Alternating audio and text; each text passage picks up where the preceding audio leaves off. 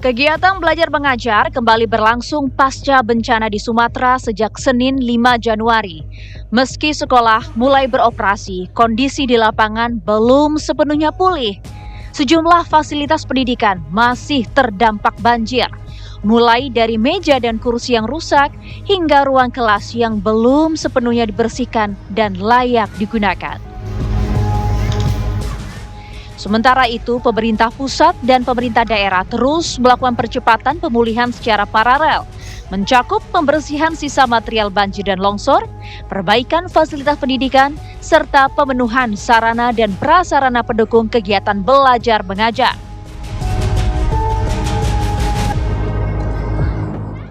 Lantas, bagaimana proses belajar mengajar berjalan di tengah keterbatasan ini dan sejauh mana kesiapan sekolah menjamin keselamatan serta keberlangsungan pendidikan para siswa pasca bencana?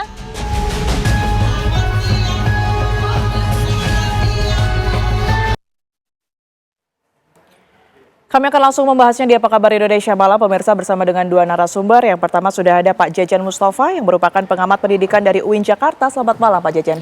Selamat malam. Terima kasih sudah hadir bersama kami.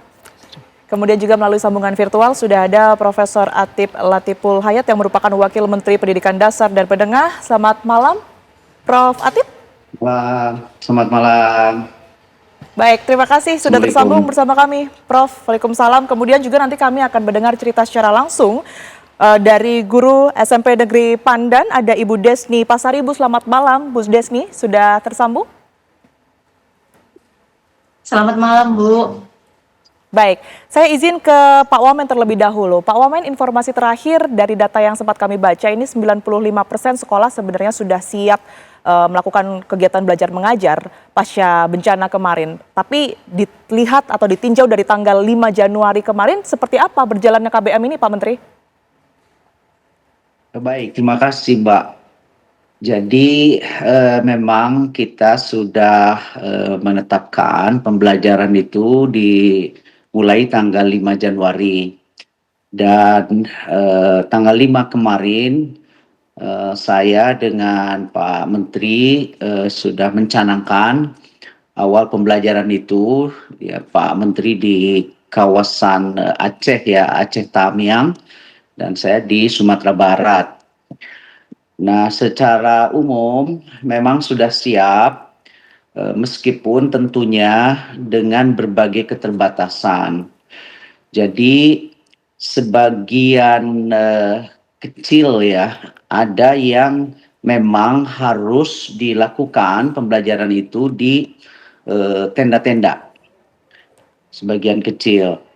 Yang sisanya sudah bisa dilakukan di kelas lewat pembersihan, ya, untuk ruang-ruang kelas yang bisa dilakukan. Dan itu sebetulnya dalam skema kita itu adalah tanggap darurat, ya, sampai dengan 3 bulan ke depan, begitu situasi ini. Sekira demikian. Baik, Pak Wamen, untuk sekolah-sekolah yang tadi disebutkan sebenarnya sudah bisa digunakan, ya, untuk kegiatan belajar mengajar ini, ditinjau dari segi keamanan, kemudian juga kelayakan gedungnya sebenarnya seperti apa, Pak Wamen? Dan daerah mana saja yang perlu untuk penanganan lebih lanjut? Iya, kalau kita menggunakan parameter dari kelayakan secara normal, ya tentunya belum bisa dikatakan sepenuhnya itu layak. Nah, meskipun demikian kami menetapkan keamanan minimal, ya, secara fisik untuk menentukan apa bisa digunakan atau tidak, begitu.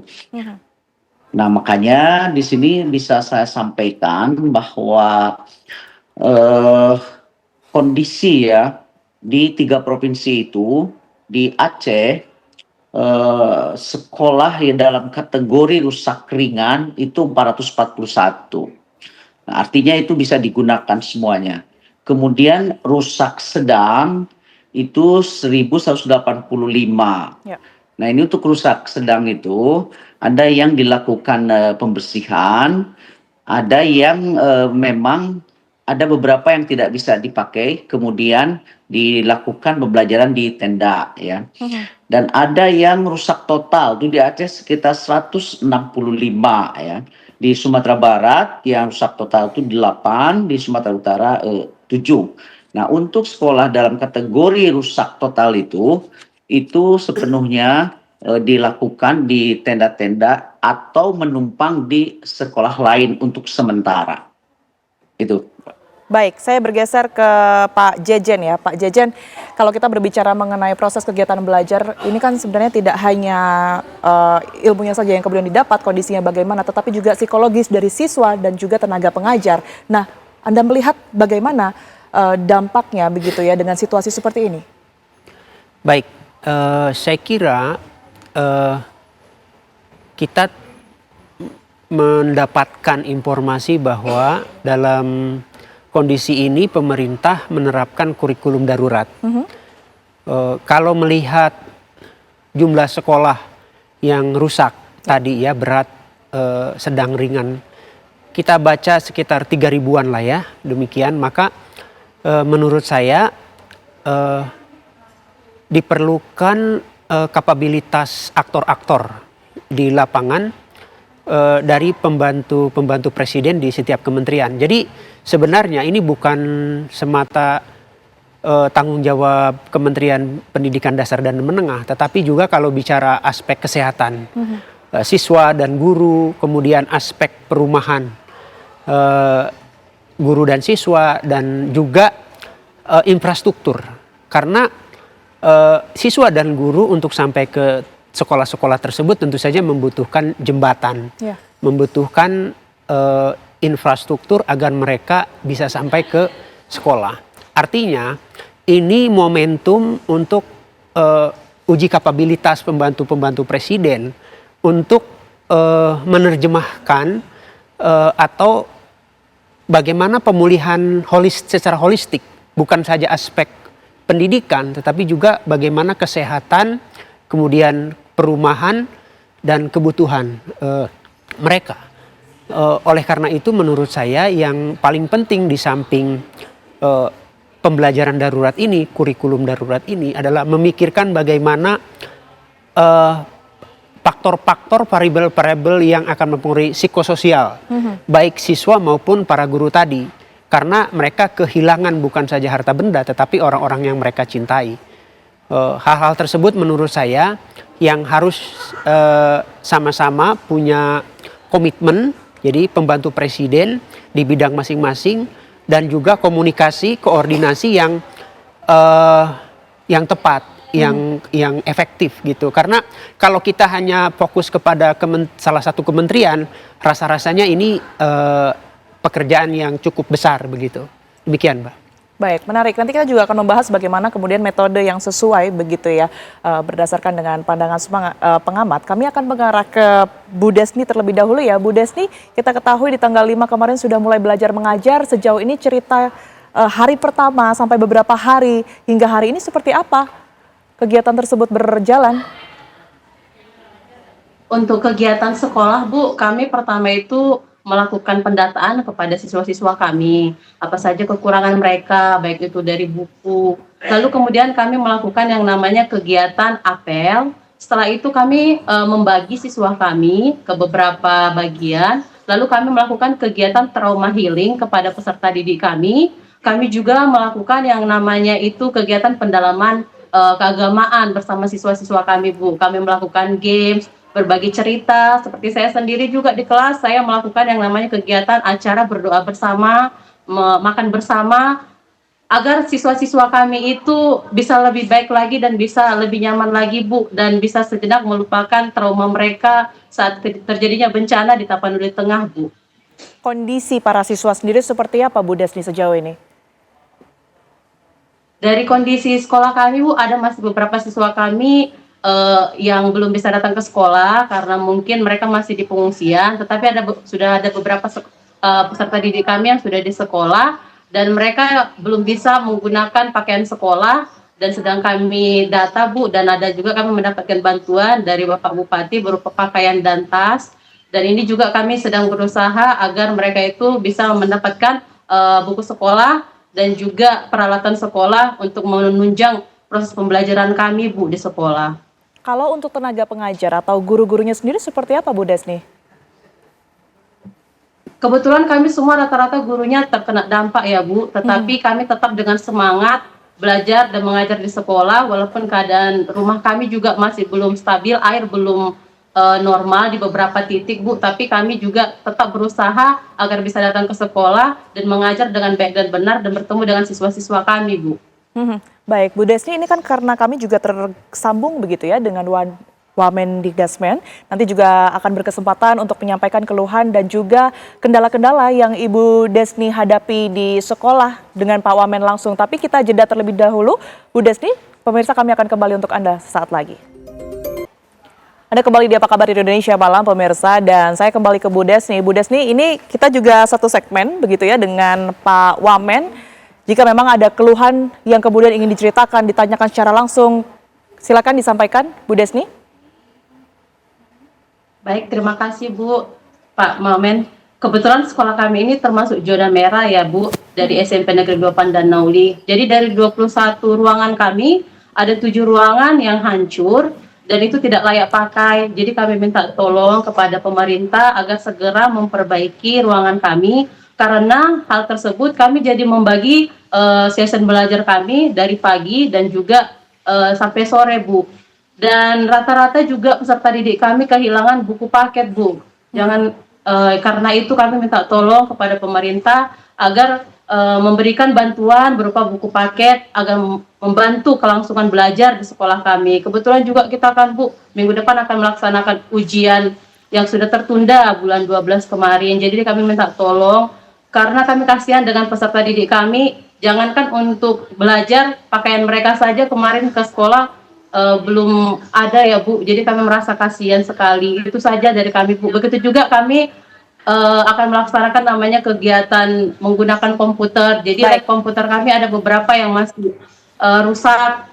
Itu juga kami mohon perhatian dari pihak pemerintah kita Bu. Seperti itu Bu, Pak. Baik, beberapa fasilitas penunjang kegiatan belajar mengajar, silakan direspons Pak Wamen.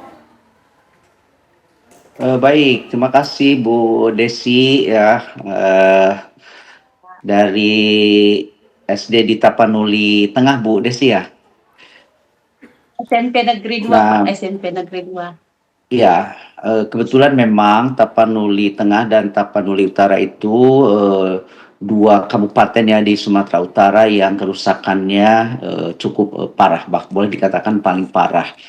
Dan waktu itu saya berserta rombongan dari MPR ya, mau ke Tapanuli Tengah dan Tapanuli Utara ya, Tapteng ya, sama Tapanuli Utara nggak salah.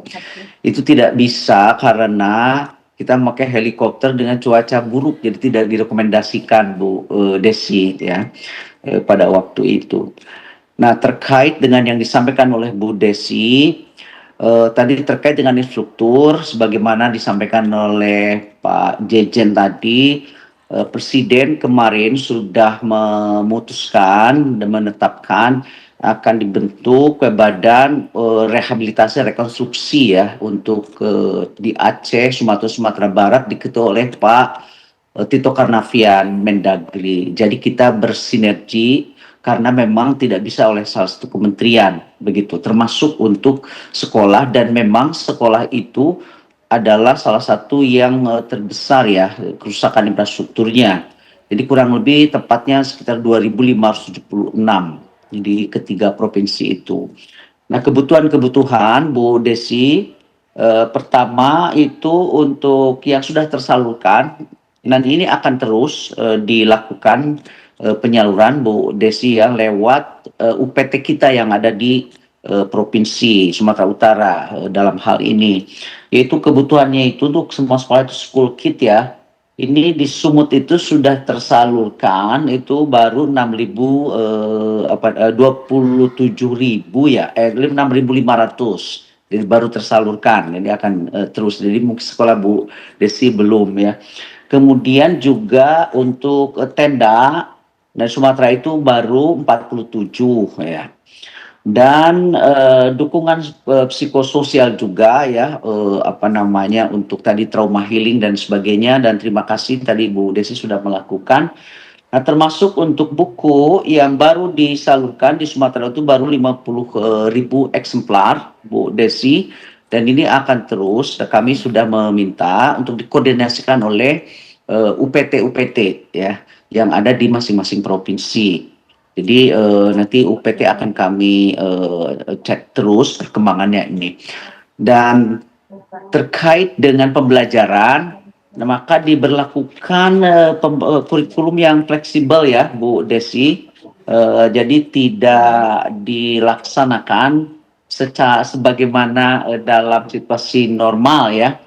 Jadi untuk tanggap darurat 3 bulan ke depan itu kurikulumnya adalah kurikulum yang minimum esensial. Jadi kurikulumnya disederhanakan menjadi kompetensi esensial saja. Kemudian 3 bulan sampai 12 bulan ke depan untuk pemulihan dini kurikulumnya adaptif ya, berbasis krisis. Baru 1 tahun ke depan itu akan kembali normal begitu Bu Desi. Jadi disesuaikan dengan secara fleksibel saja Bu Desi. Ya, salam kami Bu Desi untuk semua guru dan murid-murid di sekolah Bu Desi. Mudah-mudahan kami bisa segera ke sana karena waktu itu cuaca buruk, jadi tidak direkomendasikan kami ke. Iya, ada sejumlah penyesuaian berkaitan juga dengan salah satunya kurikulum begitu ya. Tadi juga semoga sesegera mungkin begitu ya Pak Wamen ya, untuk bisa mengatasi sejumlah permasalahan fasilitas salah satunya di SMP Pandan tersebut. Saya ke Pak Jejen lagi. Pak Jejen, sebenarnya kalau kita melihat kondisi seperti ini, metode yang kemudian paling efektif diterapkan dalam kegiatan belajar mengajar sendiri seperti apa? Ya, tadi Pak Prof. Atip ya sudah menjelaskan bahwa ini kondisinya abnormal ya. Tidak ada, jadi karena itu istilahnya tuh kurikulum darurat begitu. Demikian juga dengan metode. Saya kira kan idealnya adalah metode yang atau pendekatan yang bermakna, menyenangkan, dan tentu saja menyenangkan masih bisa kita percaya ya bahwa guru-guru kita meskipun dalam kondisi berduka bisa menyenangkan gitu. Intinya bagaimana guru-guru ini dan anak-anak senang ya, senang berada di lokasi, di sekolah, di tenda, di tempat-tempat tertentu yang tentu saja ada banyak kekurangan begitu.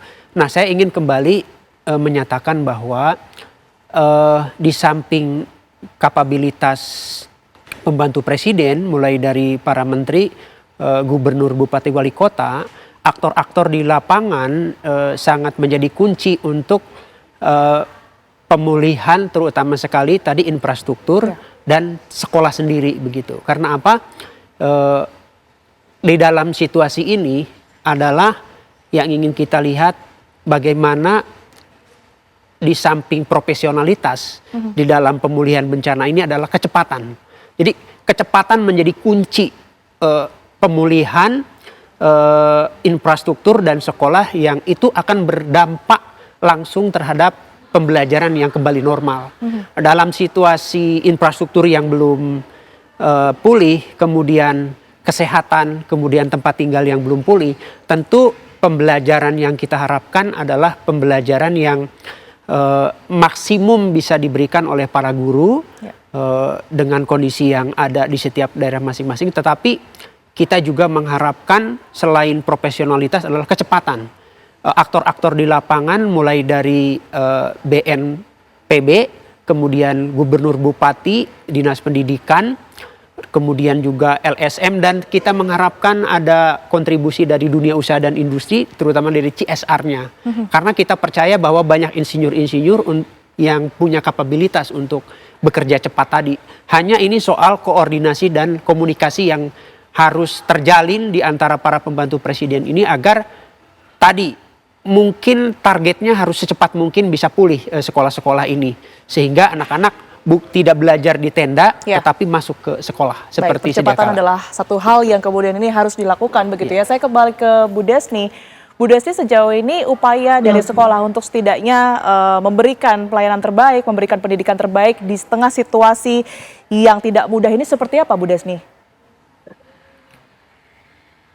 seperti tadi sudah saya beritahukan Bu, kami pertama itu mengajak muridnya itu tenang dulu Bu.